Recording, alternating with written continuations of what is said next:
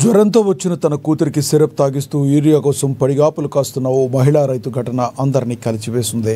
ఈ ఘటన హనుమకొండ జిల్లా పరకాల రైతు వేదిక వద్ద జరిగింది. ధర్మారం గ్రామానికి చెందిన ఓ మహిళ యూరియా కోసం క్యూ లైన్లో పడిగాపులు కాస్తుంది. ఉదయం నుండి వేచి ఉన్న ఒక్క యూరియా బస్తా కూడా దొరకడం లేదని ఆమె ఆందోళన వ్యక్తం చేసింది. ఆ మహిళ తన పిల్లలతో కలిసి యూరియా కేంద్రానికి వచ్చింది. అయితే 2 రోజుల నుండి తన కూతురికి జ్వరం రావడంతో వెంట తీసుకువచ్చి క్యూలో కూర్చుంది. సమయం చూసుకుంటూ కూతురుకు సిరప్ పోస్తుంది ఆమె.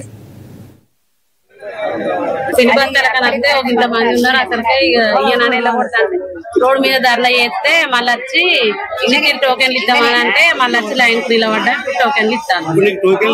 దొరకలే. ఇంకా జ్వరం వచ్చింది పాపకు, బాబుకు జ్వరం వస్తే సిరప్ టానిక్లు సర్దిగిన అన్ని పట్టుకొని వచ్చి బాబు ఇళ్ళనే ఉంది. సంచి తీసినప్పుడు ఈ పిల్లలను పట్టుకొని మేము ఇద్దరం భార్య భర్తలం ఇద్దరం వస్తాను. మా బస్సు పిండి వేసుకుందామంటే వెనుక పడిపోతాను. మా పొలానికి పిండి వేసుకుందామంటే